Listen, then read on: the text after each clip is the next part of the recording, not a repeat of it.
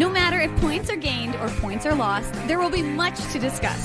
For analysis regarding tonight's Winnipeg Jets game, here are Dave Manouk, Ezra Ginsburg, and your host, Drew Mandel. The Illegal Curve post-game show, presented by Play Now, the official sports betting partner of the Winnipeg Jets, starts now. They don't ask how, they ask how many. And for the Winnipeg Jets, the answer is 2. As in the number of points earned tonight with their victory in overtime against the Vancouver Canucks. And for Josh Morrissey, the number is 417, as he is now atop the Winnipeg Jets / Atlanta Thrashers record for most points by a defenseman on the strength of his overtime winner.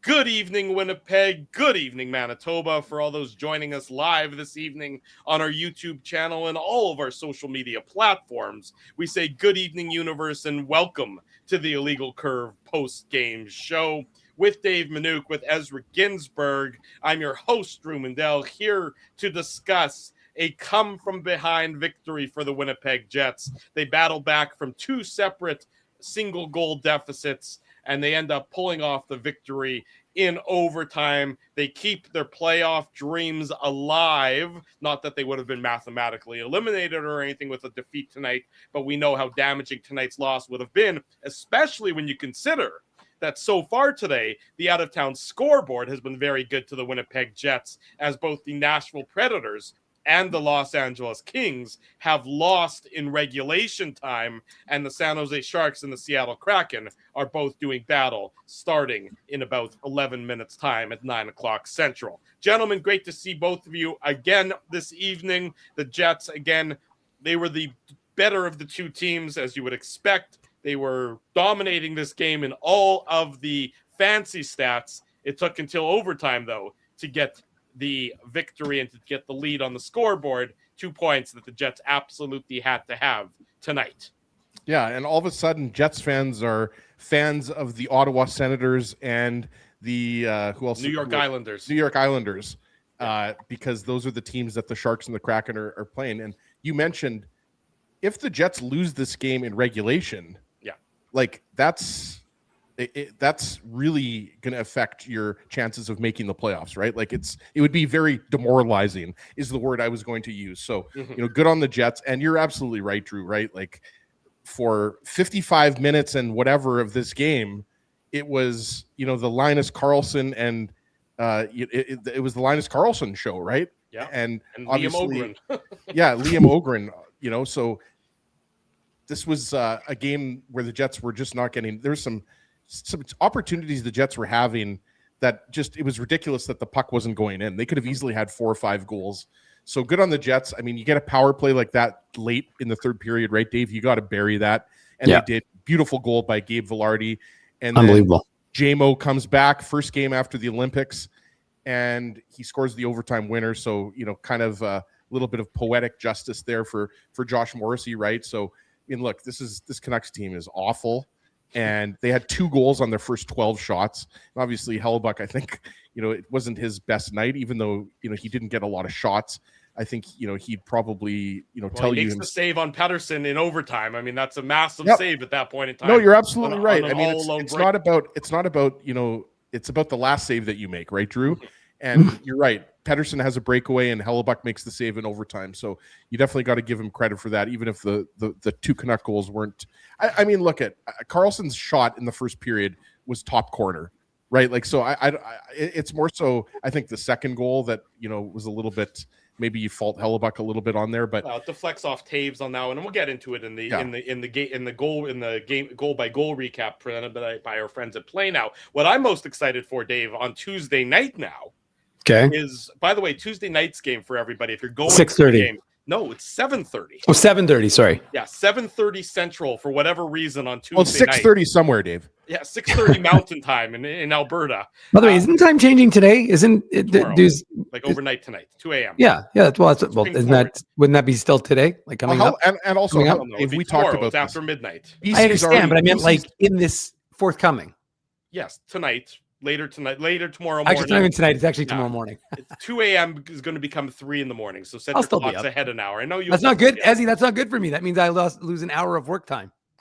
Who needs sleep? Dave loses an hour of work time. Get rid of daylight savings times. It just screws everybody up. That's all it does. As he's getting political on the post-game show, folks. No, politics here, Ezzy. It has nothing to do with political. It's just. Oh, you'd be surprised. Is it? Is it political? Oh yeah, people make it a whole thing. We're not going to get into it but yeah, it's a whole thing. So which? I don't know. Don't ask I'm with me. all I know is I'm with the farmers. Like, yeah. Is there? Do the Conservative Party and the Liberal Party have different stances on this? Don't ask me. I don't know. I don't want to know. You said it was political, Drew. I've been told. I don't know the particulars. I don't know the details. I don't know who believes what or who or what believes who, and I don't want to know. All right. Well, all I know is that the clock is going to spring forward, and we're all going to lose an hour of sleep later on this morning. And some of us will lose an hour of work. But anyways, the point I was making before we derailed this with a daylight savings time or abolishing daylight savings time segue was that. Yeah, I mean, this was a game that you just couldn't afford to lose. You really couldn't. And I will give Ezzy credit. I put it out on Twitter, but in case, well, I mean, if you don't follow the legal curve on Twitter, I don't know what you're doing here at this point. But there's people that don't follow IC on Twitter. Well, in theory. But what I will say, though, is that Ezzy in our group chat, when it was 2-1 for Vancouver, did say, and I quote, the game's going to overtime, and Josh Morrissey is getting the OT winner. So, I mean, I may, try my hand at a prediction every once in a blue moon, folks, but Mr. Ginsburg is almost always right. Yeah. Unless he's wrong. I'm batting 140, I think, on my predictions. But that 140 was great. You know that you own that 140 like nobody's business.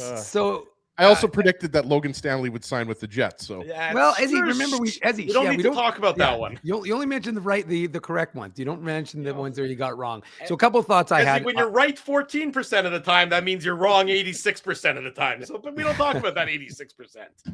Exactly. So okay, a couple of things. Number one, very weird seeing a 27 out on the ice in a Jets jersey. I don't know about you guys watching. I loved when he went offside when Scheifele had the rush. It was like I'm like, it was perfect. I'm like, oh wait, 27 made an extra move at the blue line. The rest of his line mates on that shift didn't realize it, and now they're offside. It's like all is right in the world again.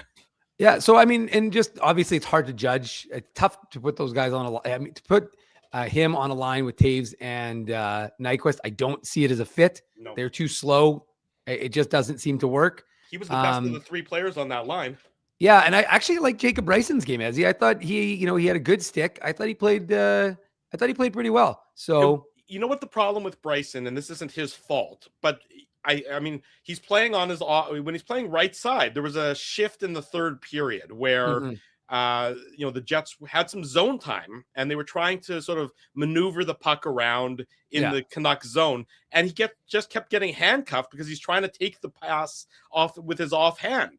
And that's not his fault. That's a function of having a left-handed shot playing the right side of your defense. It makes things just a little bit more awkward and not as crisp when trying to move the puck back and forth. Sure, but I mean, some guys like it because it keeps their stick in the middle of the ice, and then they get a chance for the shot. So, I mean, again, there's pros and cons, but I'm just saying, like, I don't know, I just I liked his game. I thought he made some nice, like I said, he's kind of like Ville Heinola, a little bit more, maybe slightly more physical, like maybe a better defender. I liked his stick. I thought he made a couple nice plays. It was just one game, but I just thought he made some nice moves, I thought, in the game, and I thought his skating was decent. So those were my kind of initial thoughts. And the only other one I had, Ezzy, which I thought was a little weird, the sound was I usually don't watch, obviously, games at home. I watched 3 periods.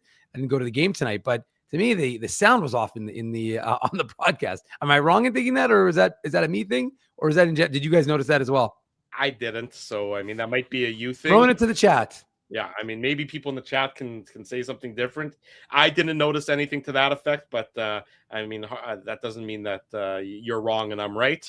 But it seemed like a very normal Sportsnet broadcast to me, where they use the Canucks local regional broadcast team as a national team and try and pass it off as a national broadcast, when we all know, not to say that their analysis or the commentary there was anything wrong with it, but I hate that. I just find it undermines the the impact of the game when you use your local broadcast crew. I mean, that's just my own personal feeling. I know why they do it. It saves the money because the guys were in Chicago broadcasting the Canucks game last night. So I get why they've become why they do the game tonight. But for me, it's always left a sour taste in my mouth. Yeah, Dave, I didn't notice anything, but we're not going to obviously, take away your lived experience, right? Thank you, Ezra. I mean, if you were, it did feel a little bit quiet for a Saturday night game. Like I will say that much. I mean, let's be honest, guys. Like, did the Jets give the fans a lot to cheer about through the first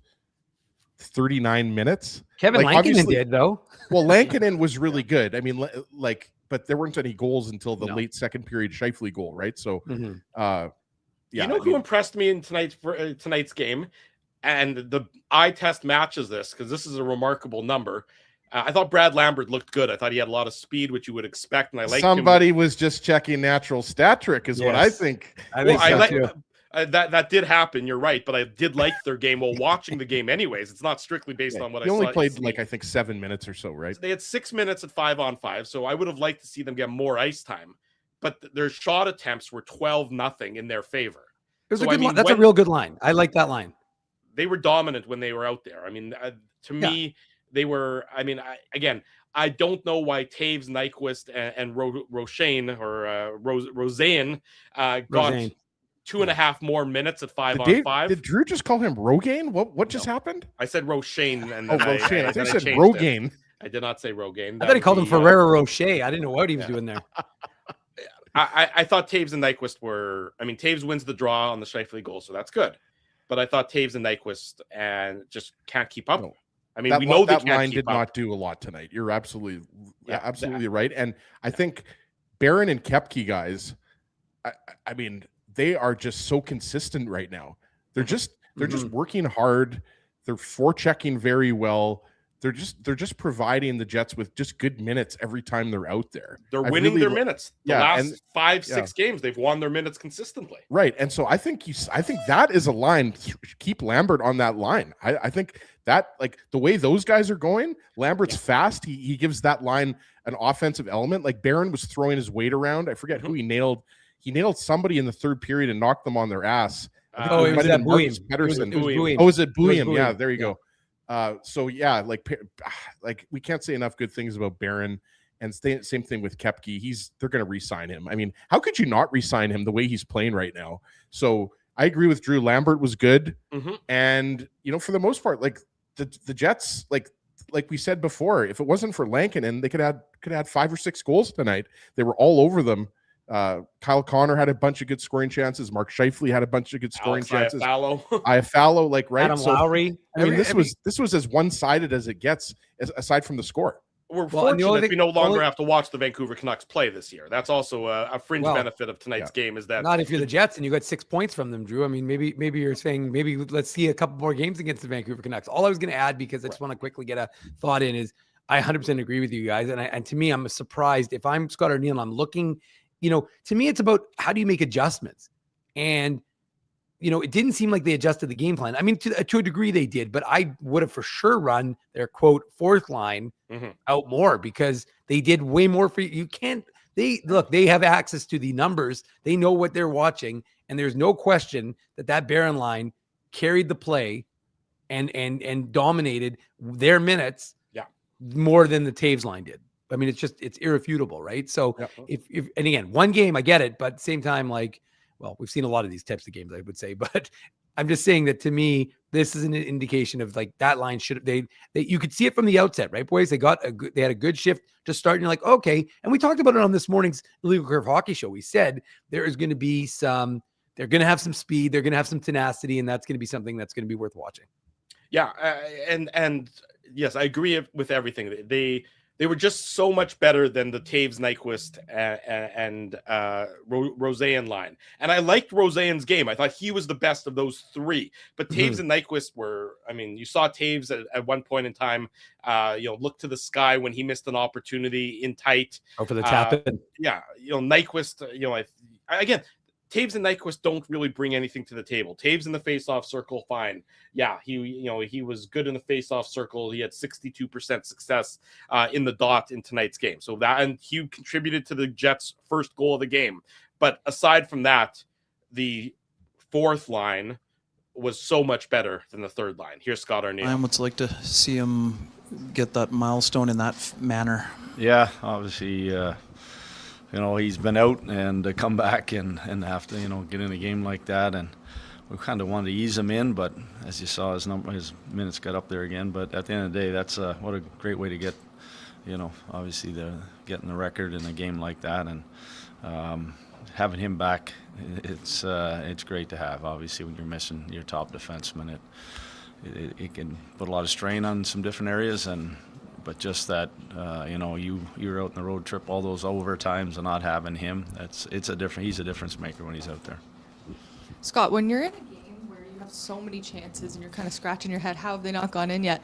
Is it easy to stick to the structure? Is it sometimes the other way where you're kind of getting away from that? Yeah, it has a tendency sometimes you drift away from what was giving you all the success and how you're getting those opportunities. And that was pretty much the message, just stay with it. Just, we had so many chances, especially in that second period. And, it was, thought maybe it was going to take a greasy goal, maybe a crazy bounce, one of those type of things. But got to tip our hat to the power play. That was huge, though. That was at that time of the game. And they stepped up. They had some, obviously, Casey rang one off the crossbar, but they hung in there.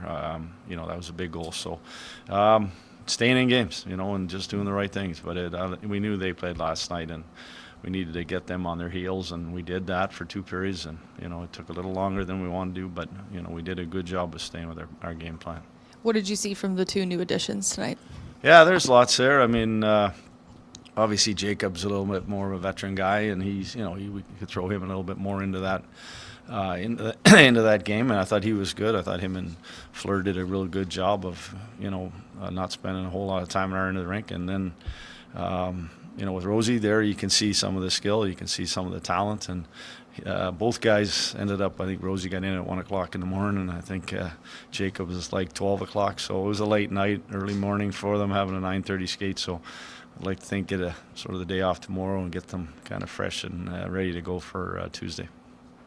They say that, when you're getting chances and it's not going in, you need a greasy one, but are you going to now point to video and be like, guys, just do that? For Gabe's goal, I mean. Oh, for Gabe's goal. Yeah.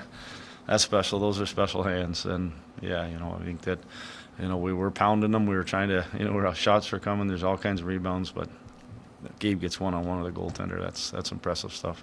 And you were talking earlier this week about how he can be hard on himself, and he was part of that flurry of chances where it's like, oh my goodness, how didn't they score? So how key is it for him to contribute in the way that he did? Yeah, the one thing with Gabe, he is hard on himself, but I always tell him, don't judge yourself by goals and assists. And, it isn't just that, but he gets mad when he has such great opportunities, like let's say that one that he scored on him. He gets those opportunities. He feels he has to score every single time, and sometimes it's the work and it's all the stuff that you do to kind of get yourself in those positions that I kind of stress with him. So, but I like his drive. I like that's what goal scorers are. They get mad at themselves when they're not scoring, and they expect it all the time, and that's why those guys are what they are. And that's KC, that's Scheif, that's him. They just expect to score every time they touch the puck.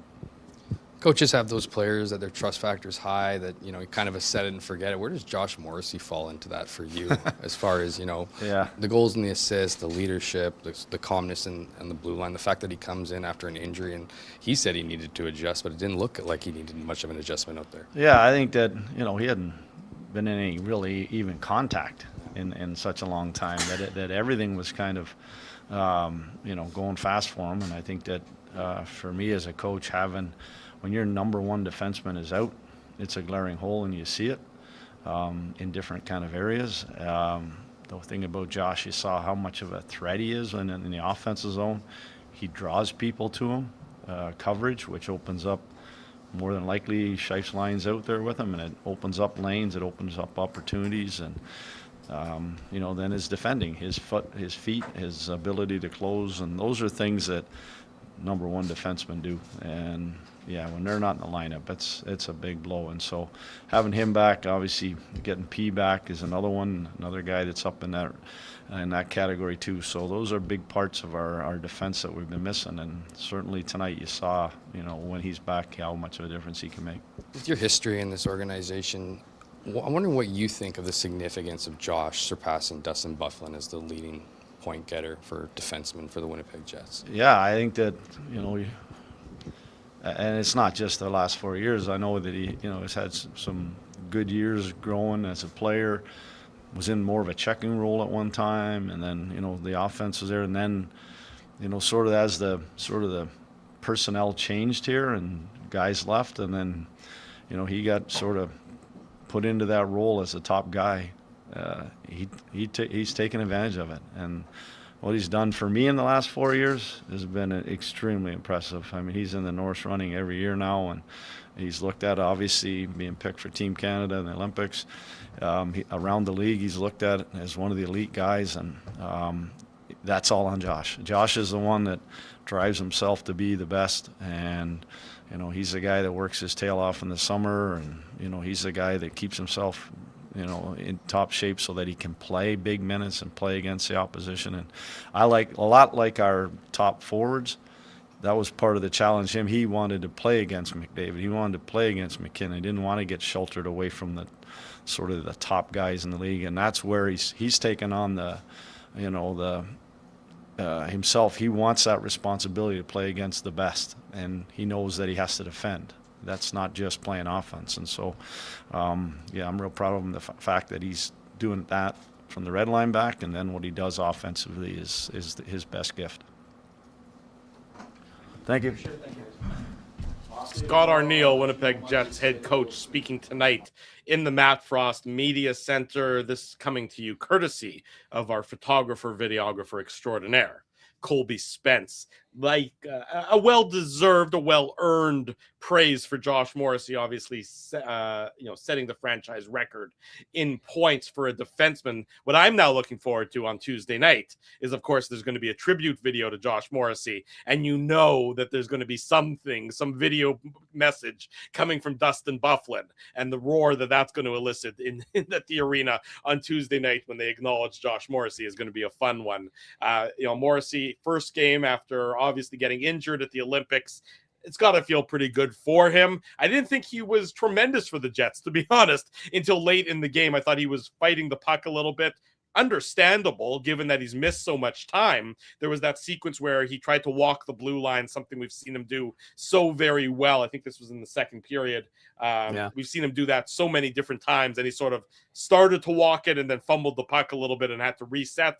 Again, this isn't a criticism. This is a reality. It takes a player like Josh a little bit of time to get his hands and his feet back up to full speed, but the Jets saw it by the end of the game, and as a result, courtesy of his contributions on both the tying goal and the winning goal, Josh Morrissey and the Winnipeg Jets head home as victors in tonight's contest. Let's get into the goal-by-goal recap, Ezzy, and then we'll get you. Let me press the bumper, and then we'll get your thoughts. It's brought to you by our friends at Play Now. The Play Now game recap. Go ahead, Ez.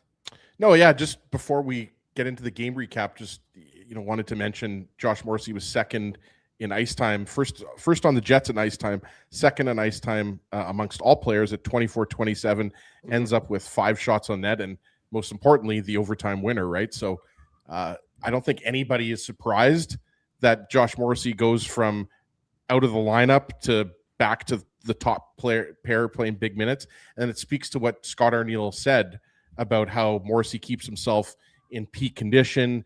He's always, his harshest critic. He's always trying to get the best of himself. And, I liked what Josh Morrissey, Dave M, I see behind the scenes is left. So hopefully he's going to be back with us.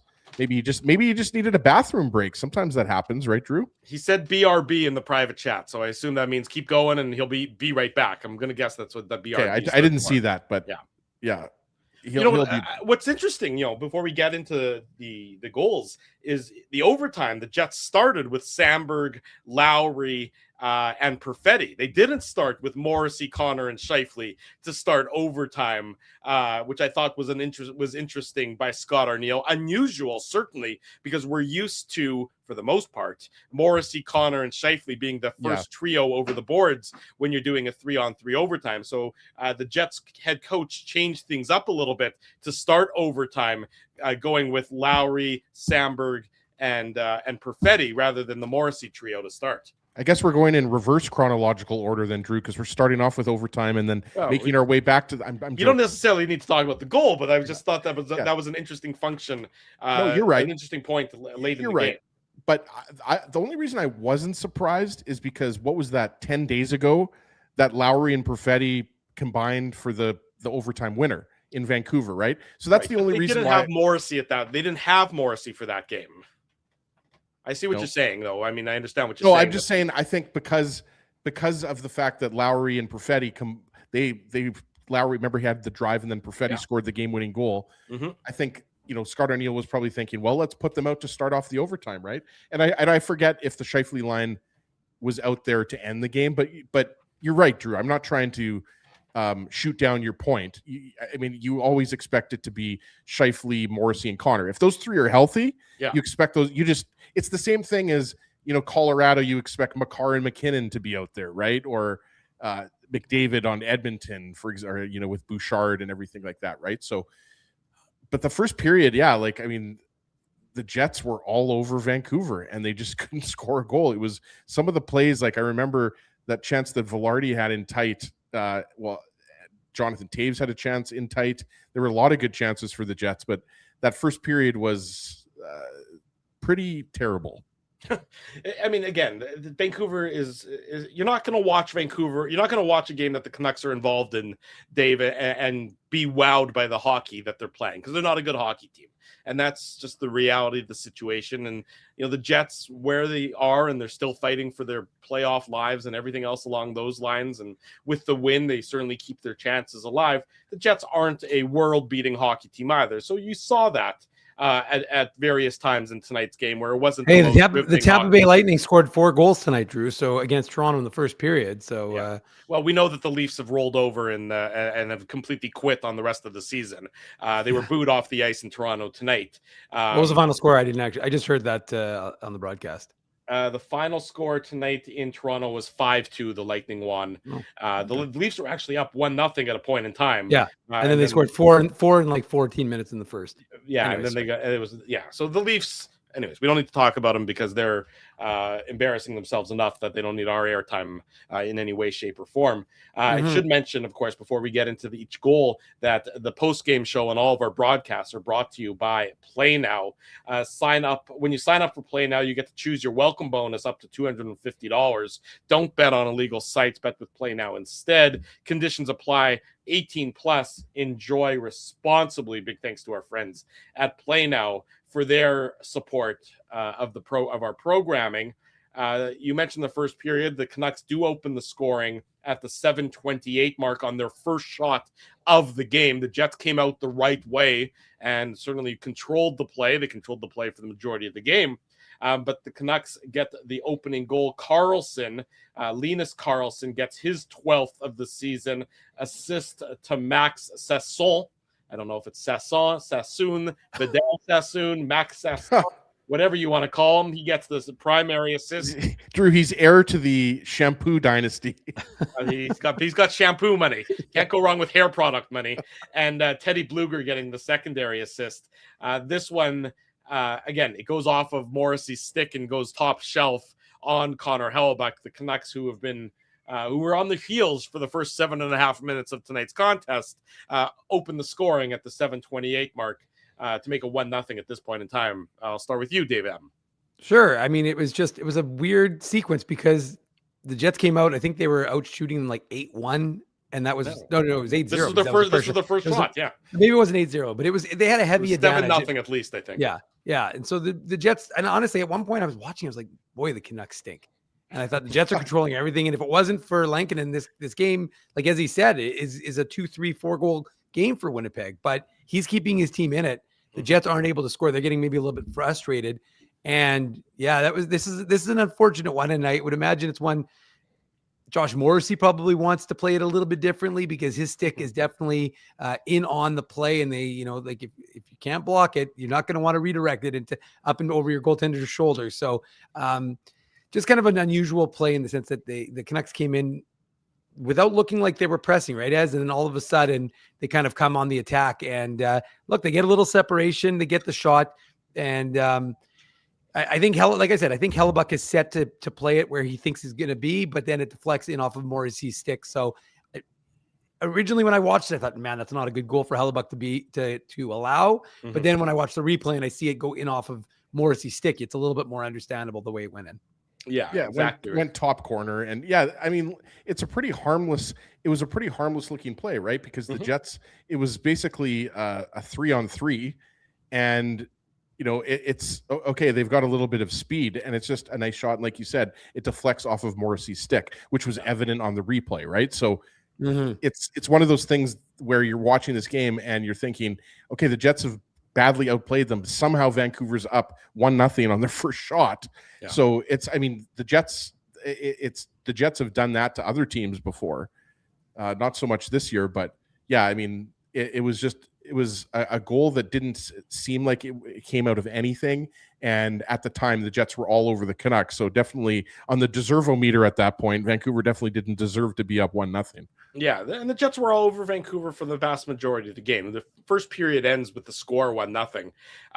The Jets, in the second period, there was a sequence of events for about 4 or 5 minutes where the Jets did, you're like, oh, they scored. And then you're like, what? How did the puck not go in? Because it seemed like it was going to be in the net. I mean, there were a number of different opportunities where the Jets had the Canucks caved in and had glorious opportunity after glorious opportunity. And Kevin Lankinen was terrific for the Canucks. And there was the Alex Iafallo play where, I thought it was a goal. I mean, and then if it wasn't for the stick of, it was Victor Mancini. He got his stick on it. Oh, it was Mancini. I was going to say you could just guess one of the Pedersons or Petersons, and it'd be reasonable. Wrong in this case. Yeah. My odds. If you would have thought that they would have traded one of those guys at the deadline, right? Like just to make it easier on the media. Yeah. Yeah, like not to have it like, especially not. It's like you have an M, an E, but both the E's pronounce it differently. It's very annoying.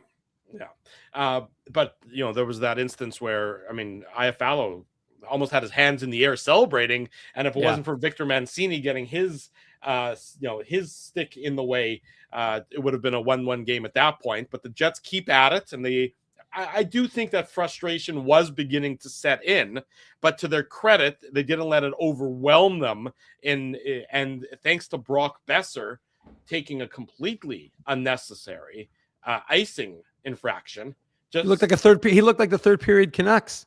I mean, the third period Blackhawks. Yeah. I mean, this comes with, 15 seconds to go in the second period. The Canucks still have the lead at this point. They have no business having the lead. And Besser, who's got the puck on his stick, just doesn't stride 2 more strides to dump the puck in and end the period. And instead, it's an icing call. And on the ensuing face-off, to Scott Arneal's credit and to Jonathan Taves' credit, he throws Taves over the boards. So it's now a bit of he's got a 4 forward, 1 defenseman setup on this 5-on-5 situation. It's Taves, Scheifele, Velarde, Connor, and Morrissey. So Scott Arneal figures unnecessary icing infraction. I'm going to load up my top guns and see if we can get a goal before this second period comes to an end. And that's exactly what happens. Taves wins the face-off. Scheifele collects the puck, and he wires it past Lankinen. It was Taves beating Marco Rossi on the face-off. In this instance, Rossi was at 40% in the face-off circle in tonight's game. We had mentioned Taves upwards of 62%.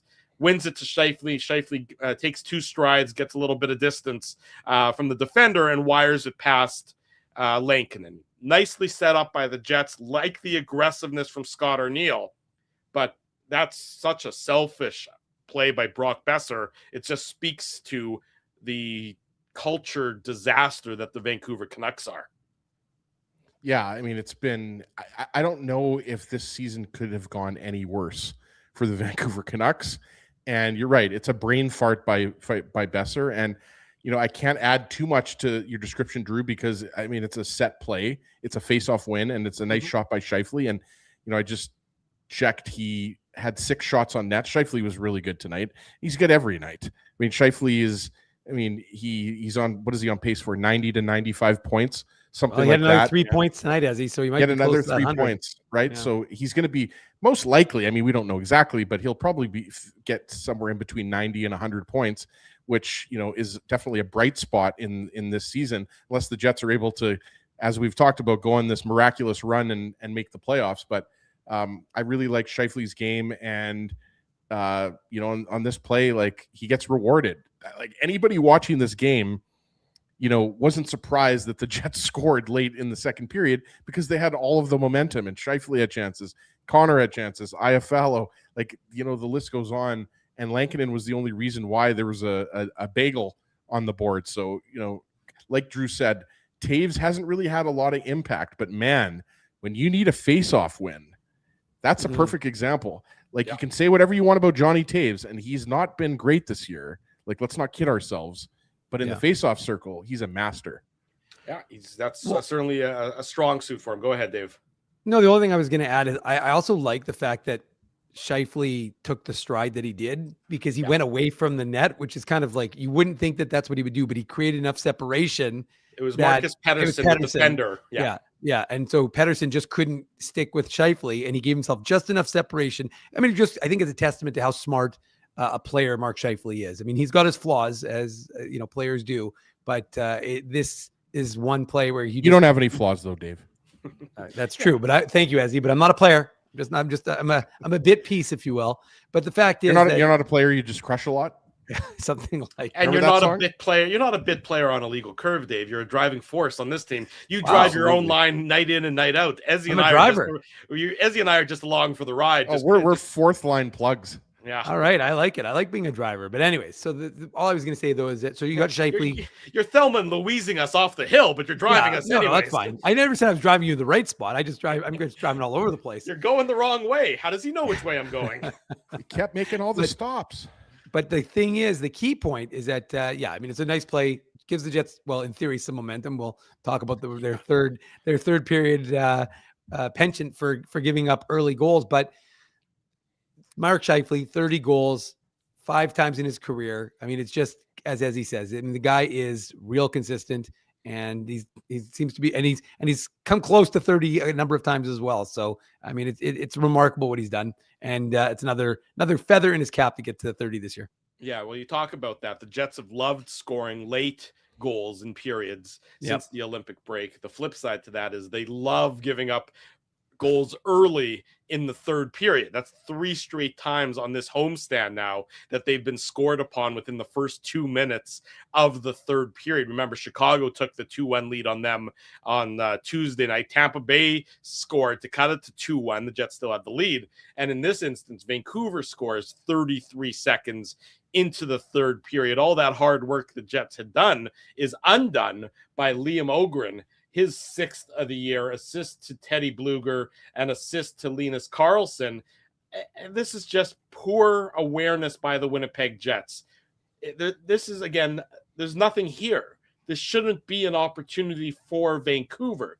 They sort of dump the puck into the corner, and Jacob Bryson is going there again. He's on his offhand now, and the puck squirts out, and it is Bluger here who wins the puck battle.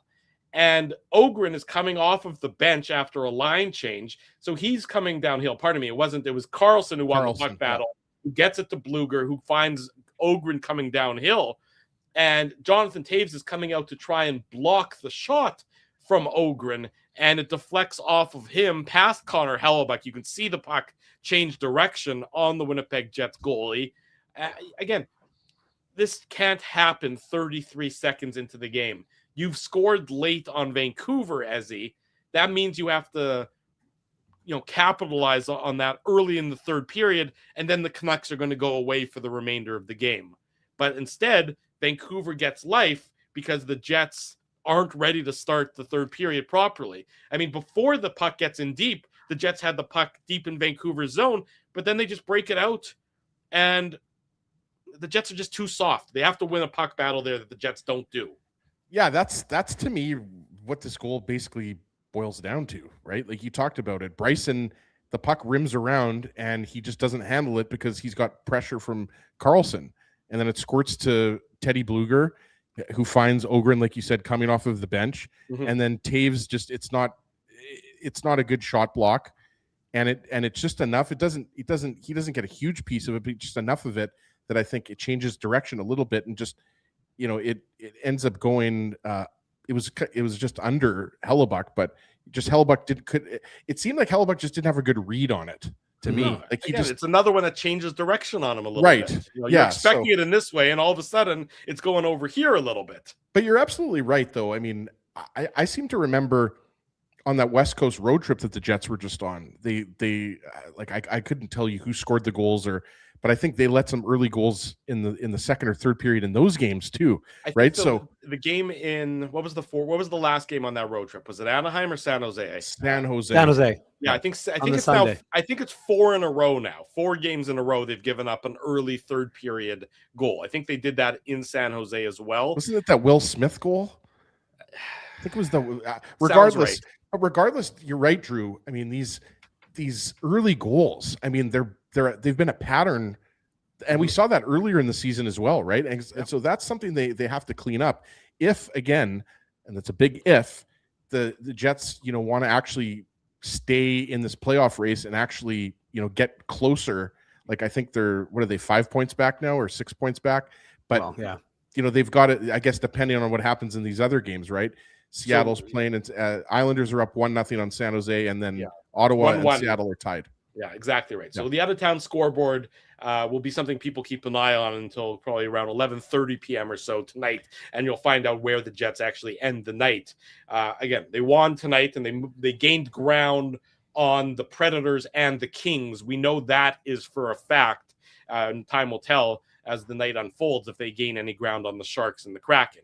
2-1 at this point for the Vancouver Canucks. And Drew, as Phyllis is pointing out, they're 500.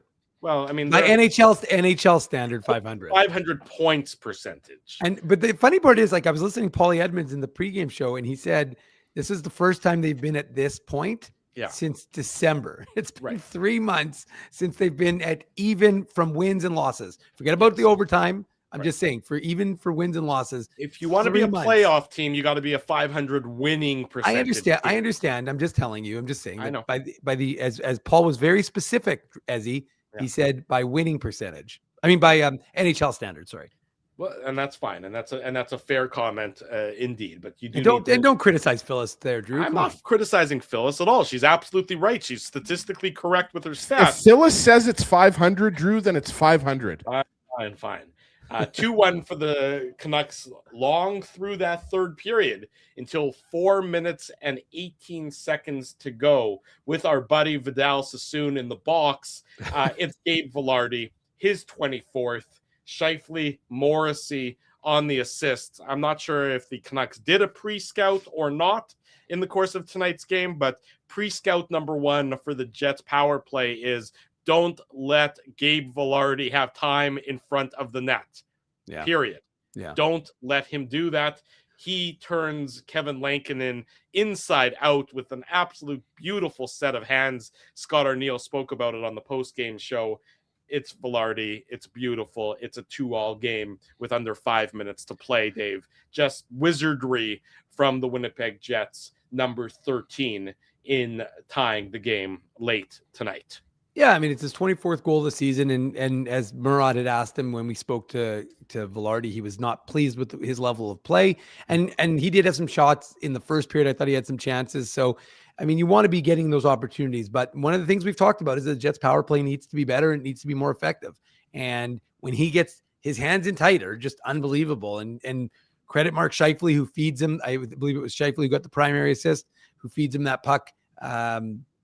With a little 5-foot pass and real nice pass by Scheifele and Vilardi. I mean, again, Lankinen just like right, left, back of the net. I mean, it's a beautiful play by Gabriel Vilardi, and significant because even though if you're going by just Jets 2.0 standards, Josh Morrissey far surpassed Dustin Byfuglien already. But if you're going based on the Atlanta Thrashers combined with the Jets records, then he ties at this point Dustin Byfuglien and one other player on the all-time points list. So he ties Dustin Byfuglien, which they mentioned on the broadcast. Eric Tangradi.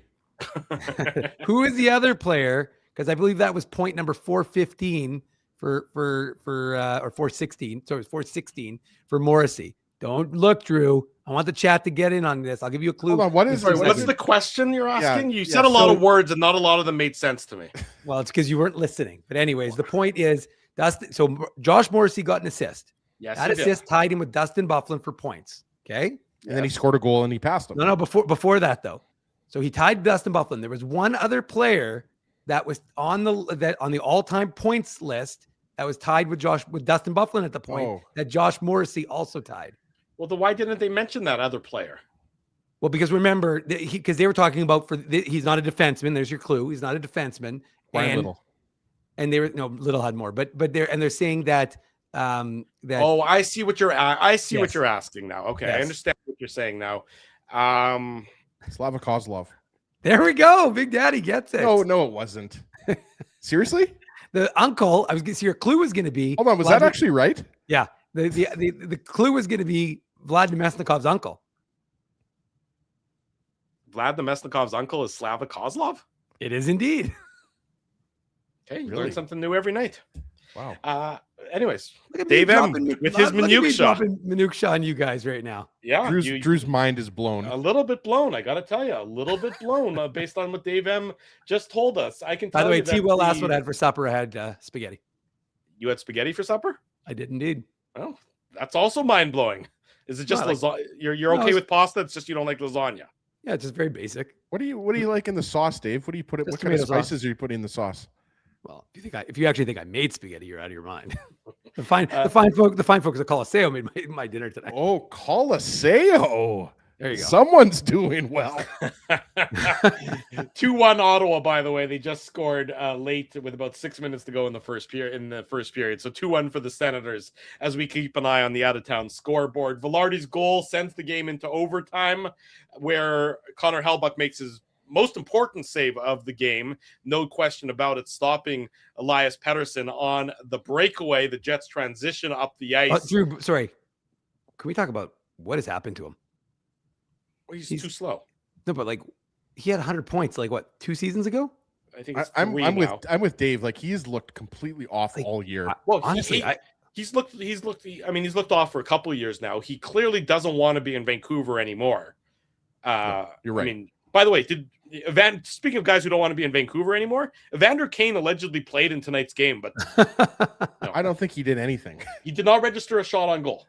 He did not register a shot on goal. And he's a guy that as you know, Drew, is a high shot volume player. Yeah. He played 12 minutes and 34 seconds of the most inconsequential hockey you've ever seen in your life. I mean, and again, it's not that you obviously want a better performance by him as a veteran leader on this team, but this is a guy who mentally was had his bags packed and was on his way to a Stanley Cup playoff team, and then all of a sudden the trade deadline comes and goes, and he's still a member of this tire fire and this disaster for another 20 games. But that's fine because Kane's at the end of his career. I don't really expect that, but I'm just saying that again, we don't watch the Canucks a lot, but now we've watched them twice in the last couple of weeks, and it's hard to imagine a player falling off the way he has fallen off. I mean, he wasn't noticeable in the game. I think I noticed him one other time in the entire hockey game, and he's supposed to be their biggest impact player. He wasn't noticeable until he had the breakaway in overtime. That's what I mean, though. And so it was literally like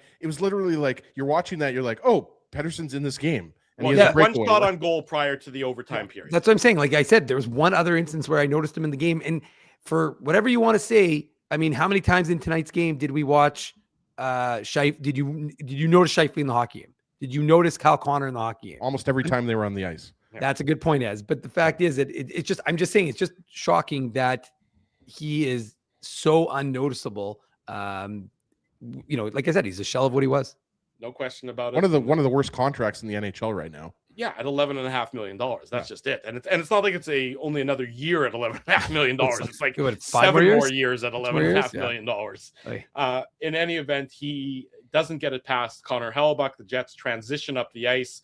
Morrissey getting his 11th of the season, assist to Scheifele and assist to Kyle Connor. I think that on this one, it's a nice goal by Morrissey, but I think if you hooked him up to a lie detector and injected him with some truth serum, I don't think that he intended this as a shot on goal. It deflects in off Philip Roenick.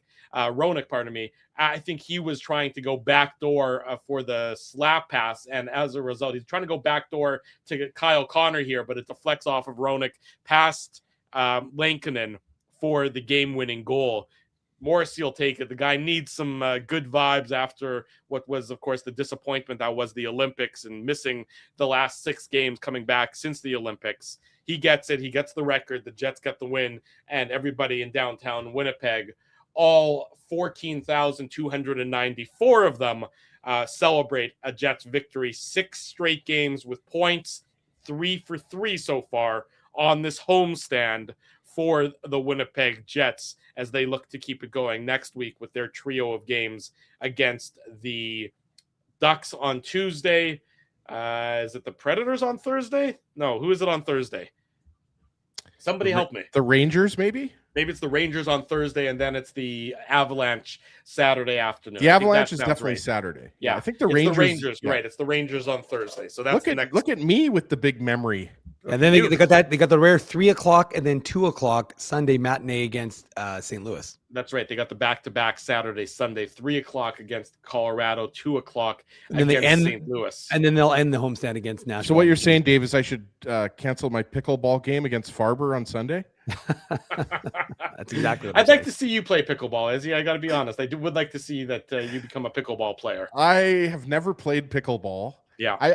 I believe it or not, I actually did tennis camp back in the day at University of Manitoba. Sure, I believe you. Those sport camps. Yeah, I wasn't a great. I mean, Drew, I know you were a good little tennis player.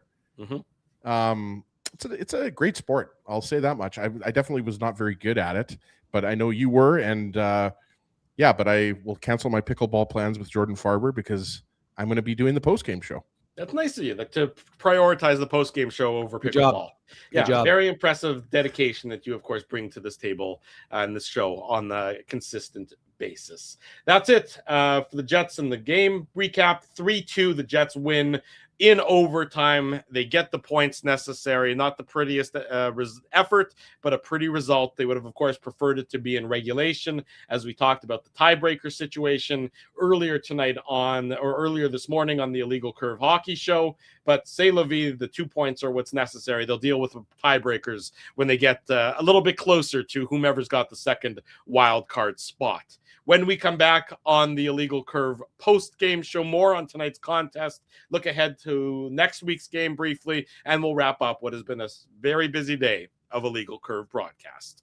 Drew Mandel, Dave Minuk, Ezra Ginsburg with you. It's all brought to you by our friends at Play Now. While we go to break, you smash the like button, and we'll come back with more post-game coverage. I want to thank you for not betting with Play Now and choosing our illegal gambling site instead. Because we couldn't afford things like this without your money. So much of your money. Now you might have questions like, do our profits benefit your community? No. Or bet with Play Now, Manitoba's local legal and secure gambling site. Dining, entertainment, parking, and convenience all in one spot. City Place is located in the heart of downtown Winnipeg, attached to the Canada Life Center. Whether you're working, living, or out for a night in the downtown, make City Place your go-to destination before or after the fun finds you. Lunchtime, game time, anytime. Visit City Place at 333 St. Mary Avenue, next to Canada Life Center. Boys, I've made an important life decision, and I need your support. Oh, boy. I've decided to get a grill. You mean a barbecue grill for cooking? Like, that's not an important life decision, Ezzy. No. A grill for my teeth. A grill for your teeth? Do I even want to know why you're doing this? It's simple, really. Every time I go to Holt Dental, I get treated so very well by Dr. John and his team that I need to keep finding additional reasons to go back. I rely on Holt Dental for all of my dental needs, and they do it all, from regular cleanings to cosmetic dentistry. Plus, they have free parking at their front door, and you know how much I love my convenient parking. For all your dental needs, Illegal Curve recommends Holt Dental, conveniently located on Taylor Avenue near Grant Park Mall. For more information, visit them online at holtdental.ca. For over 40 years, Rumors Restaurant and Comedy Club has been Winnipeg's home for stand-up comedy.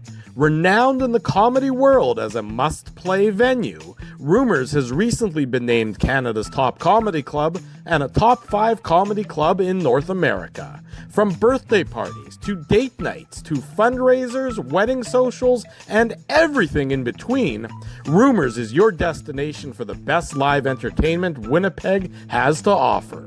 For information on upcoming shows, Rumors' incredible promotions, and to purchase show tickets, visit rumorscomedyclub.com. Hey Winnipeg, Joe Carter here. I look forward to joining you in Winnipeg on June 4th for the Ray D. JCC Ken Cronson Sports Dinner. See you in June. Don't be late.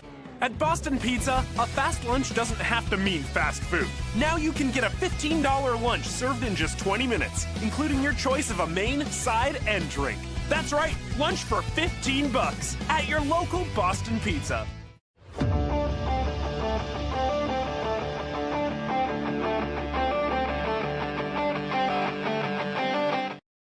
Welcome back to the Illegal Curve post-game show. Drew Mandel, Dave Manuka, Ezra Ginsburg with you here to wrap up what has been a very busy day of hockey coverage for the Winnipeg Jets. I see our buddy Zach Schnitzer is in the chat, Schnitzy, sort of trying to give us some gears, trying to give us some a little bit of some body blows. That's okay. Bomber season right around the corner, and Zach and our buddy Darren Bombing with Bonfire Sports have all the Bomber coverage you can need. And before you know it, it'll be nice weather, and we'll all be back outside cheering on the Bombers as they look to get back to the top of the CFL.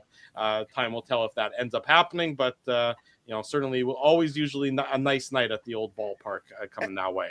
Yeah, and Drew, it's this time of year that I'll put it out there again. Nope. If you want to get back and renew our season ticket relationship, Drew and I were season ticket buddies a long time ago. See, Desi, that's why that alone precludes you from doing it. When you call it season ticket buddies. Yeah, Just as a quick aside, Drew and I, this was like 15 years ago.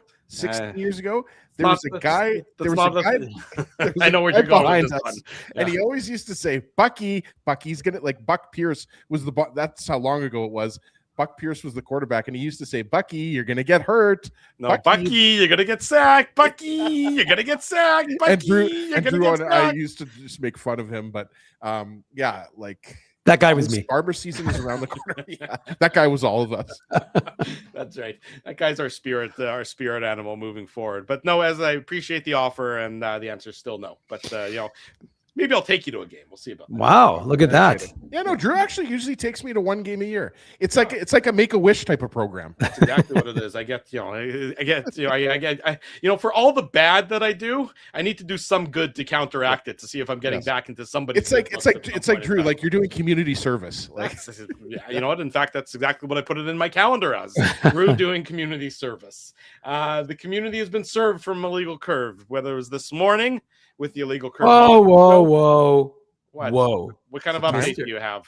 Well, first of all, I didn't realize we had tickets to tomorrow's Moose and Marley's game. I did have Yes, you did. You gave them away on this morning's show. I didn't realize we had tickets in the Illegal Curve zone. I said one of our subscribers offered me tickets because they couldn't use them, which I gave to the intern Bailey. So she is going with I was presumably one of the members of her family but then as I was going into the Ticketmaster thing to send the tickets off to Bailey and to receive them from our subscriber, I realized I'm like, why do I have 6 tickets in the queue now? I'm like, oh, so I have had someone request them and he is a subscriber, but for some reason he has not responded to my DM back. And I presume because I started it off by saying I already gave away the pair that were given to me, but I didn't realize I actually have 4 more to give. But the problem is if he just looks buried the lead is what you did. I did bury the lead. The problem is if he just looks at the top of the DM, it's going to say, hey, Jane. Oh, I don't want to say the name. Sorry, I almost said it. I almost outed him but anyways, the point is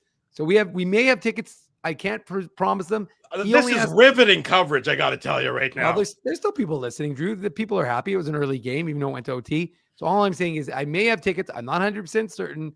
The Jets of tomorrow, when the Moose take on the Marlies at 2:00, Tyrell Bauer bobblehead game. If you didn't see that interview, by the way, it is available on our YouTube channel. We may have that cut and pasted so you can watch that as a standalone tomorrow.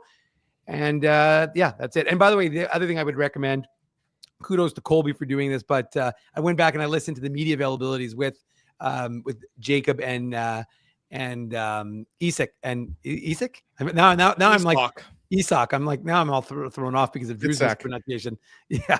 But anyways, and they were good interviews. And they had some good things to say. And I would suggest that you go check them out on our YouTube channel as well. And last for me, Ezzy, Kevin Heath scored his 35th goal for Flint. So I think I don't know if that matches his career high, but it's he's getting up there in OHL goals. That's all I'm saying.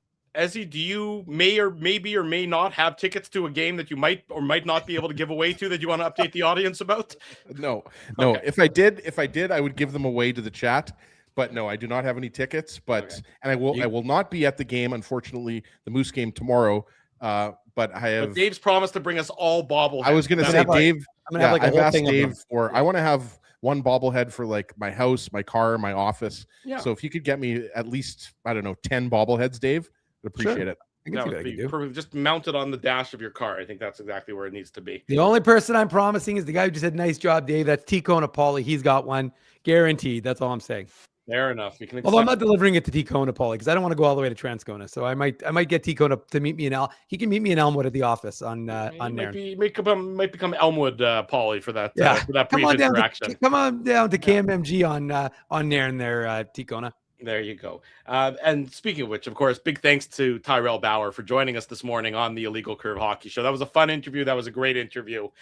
We look forward to more Moose coverage. Of course, Dave M covers them like nobody else. More Jets coverage. That'll be on Tuesday night as they do battle against the Anaheim Ducks. That weird 7:30 puck drop, which means post-game show is going to be right around 10:15 or so, a little bit later on Tuesday night. Plenty of post-game coverage on illegalcurve.com, and of course coverage on Sunday and Monday on illegalcurve.com as well. Big thanks to all of our sponsors. They make this show a possibility, they make the Saturday morning show a possibility, and they make the website a possibility. That of course is our friends at Rumors Restaurant and Comedy Club, Play Now, Holt Dental, City Place, Wheatland Hockey, the Wheatland Hockey Play of the Game, Boston Pizza, and of course the Rady JCC Sports Dinner. That's coming up in June. Get your tickets to hear from Joe Carter and Cito Gaston at radyjcc.com. If you haven't already done so, smash that like button, subscribe to the channel, and turn your notifications on so that when we go live again on Tuesday night, you'll be sure to be here to join us to talk about the Winnipeg Jets and the Anaheim Ducks. The Jets win tonight 3-2 in overtime over the Vancouver Canucks. Thanks, everyone, for joining us, whether you joined us this morning, whether you joined us tonight, whether you joined us at both shows. We do appreciate you for having done so. For Dave Minuk, for Ezra Ginsburg, until Tuesday night at 10:15, we wish you good night and good luck, and thanks for watching the Illegal Curve post-game show.